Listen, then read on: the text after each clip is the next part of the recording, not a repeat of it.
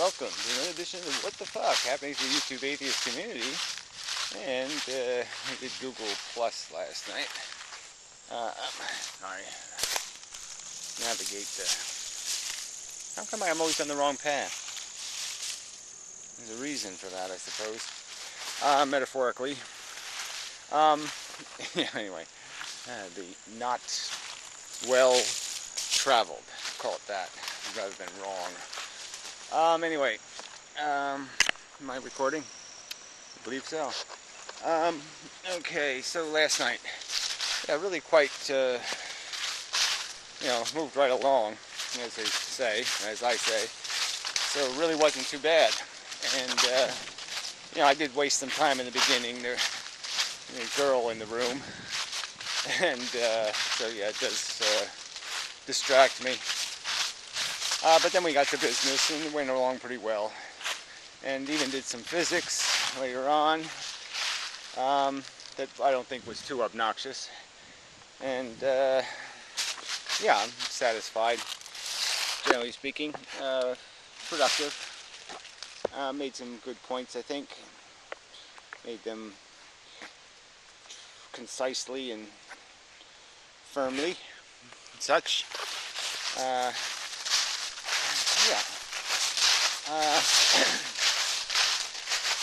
There's not much to say.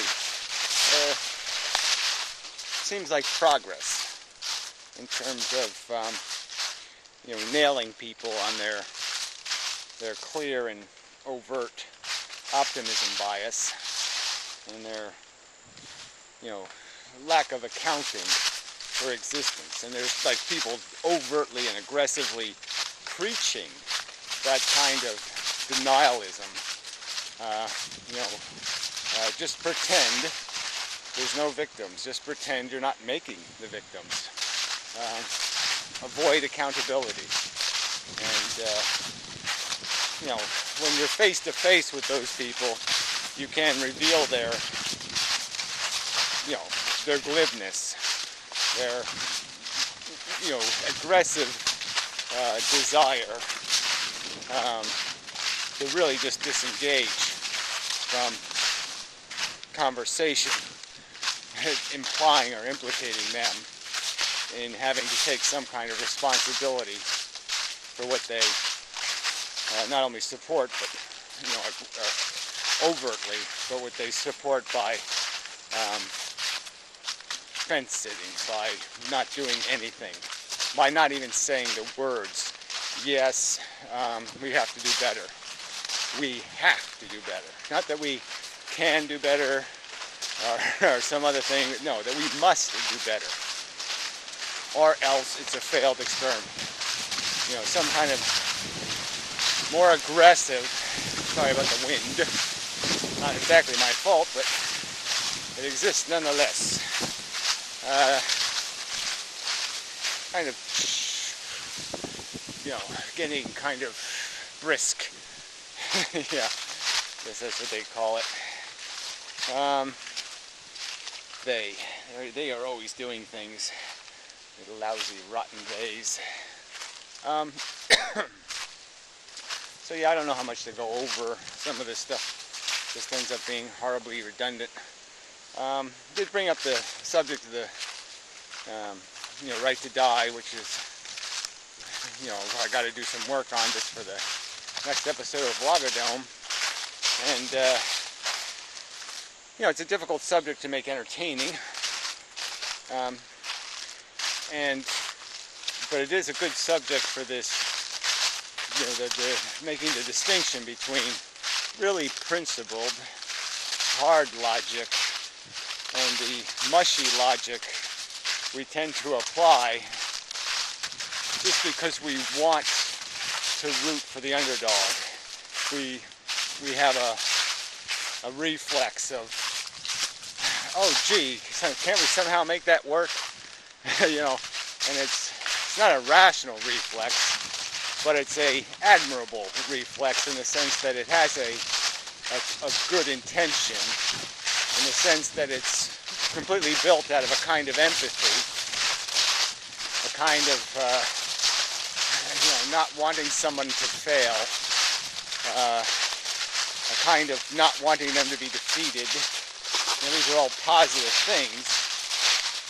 But yeah, it just ends up manifesting into another element of the irrationality that just covers and suffocates rational conversation about what it is to be alive, and whether you have any realistic prospects of getting through your life being something productive in any other way but being a janitor, being a good servant to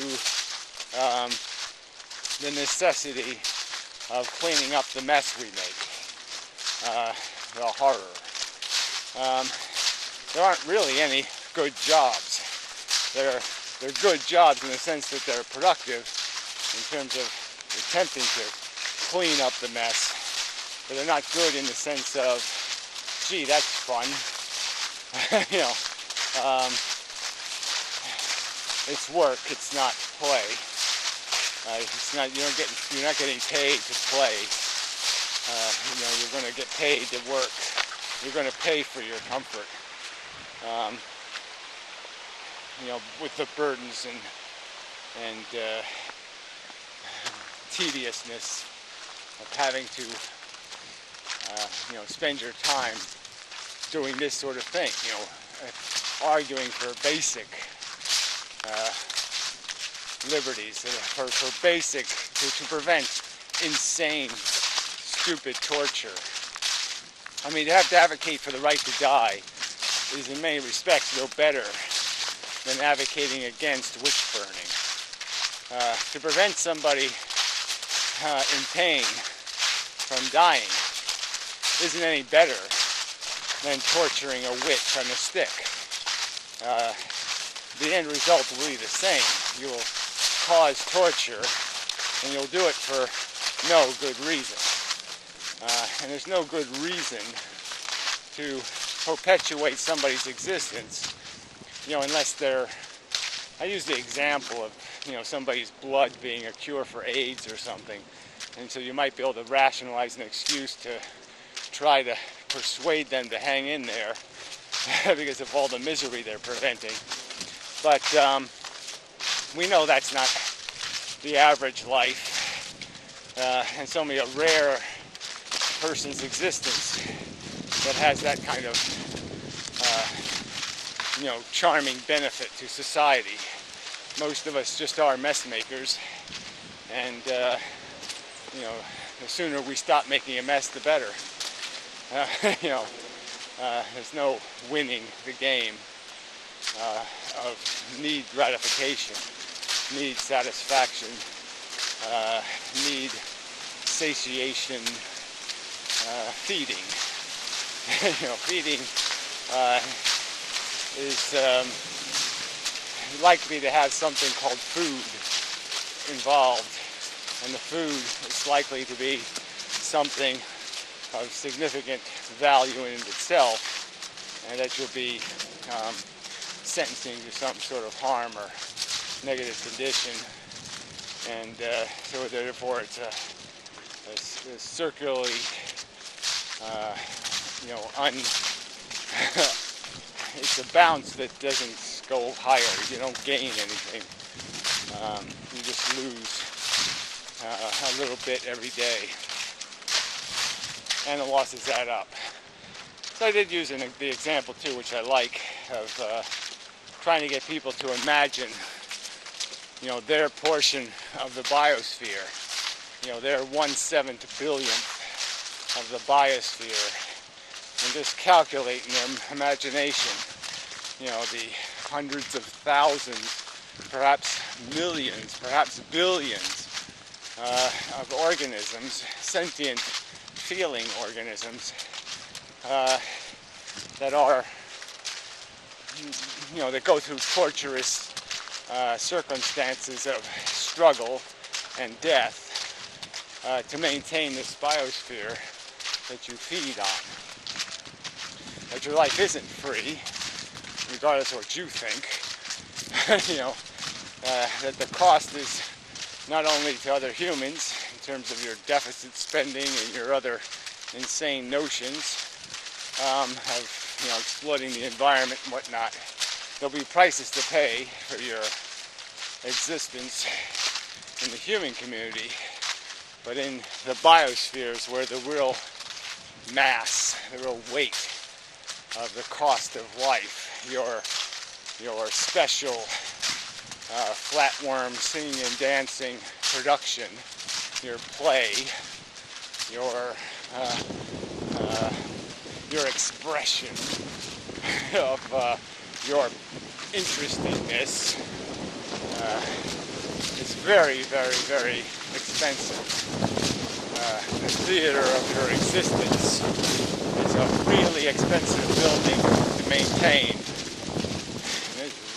This is a really good test for the Band-Aid. It's really windy.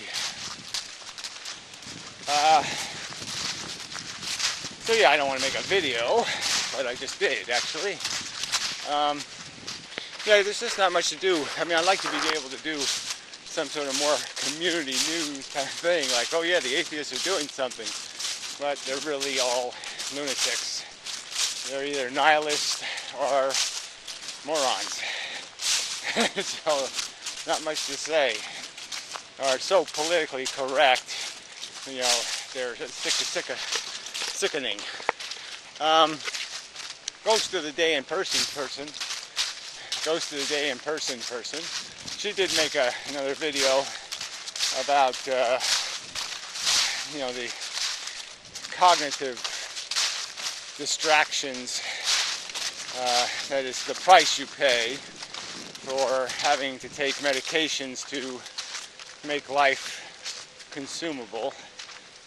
So you're not always hysterically overreacting, because it's technically, like I said, if you really did, this is kind of like just showing, innocent little monkeys. You show up on planet Earth and, they just bludgeon you with the horror of all the stupidity and all the waste, and you're supposed to just accept all this. Oh yeah, you could die any minute. Oh yeah, you could do this. Oh yeah, that could happen to you anytime. Yeah, your brain could hemorrhage and you'll be convulsing, and you're like, well, what's the monkey supposed to do when it gets this knowledge, except say, what the fuck? How did you think? Why did you think I want to play a game this fucking wacky? I don't like wacky ball. You play wacky ball. Why'd you invite me? I mean, fuck. It's just, it's just such a. So yeah, I'm just saying the idea that somebody would be intrinsically or fundamentally unsettled by their existence, I can certainly relate to that. And having some experience with medications and side effects and the bullshit, I can relate to that. But that, yeah, it's just the too bad part of it, is that you do pay a price for a calmer psychology, a more relaxed monkey, because now it's too lazy to do anything. You can't get a passion going. You can't get the ball rolling,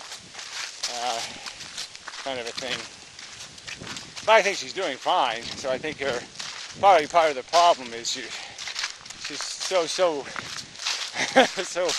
I don't know. Maybe when you're too relaxed, you become too focused on everything being neat and tidy and doing everything well, because you're nice and relaxed. So it gives you the ability to do that. So you start overthinking rather than underthinking. So maybe mechanically she just has to say, do it, and just don't think. Not thinking might be the way to go. Just let it happen.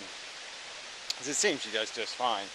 But, you can never tell people that kind of shit. Because they just figure you're lying. To make them feel better. And such. Yeah, the wind stopped for a minute. And the crunching stopped. So, that was nice. Nice little peace and quiet moment. having a great day. These horses are slow as fuck. I'm almost catching up to them. Anyway, you shouldn't be catching up to horses. But anyway. Yeah, so that's enough, I think. Yeah, just whatever. Life is really gnarly at the moment for me here. Lots of weird shit happening, but you know, can't really talk about it. What the hell's walking on the lawn? Weird. Always maybe leaves, you know, blowing leaves or something. Okay, anyway, so till next time, and such and so forth and whatnot.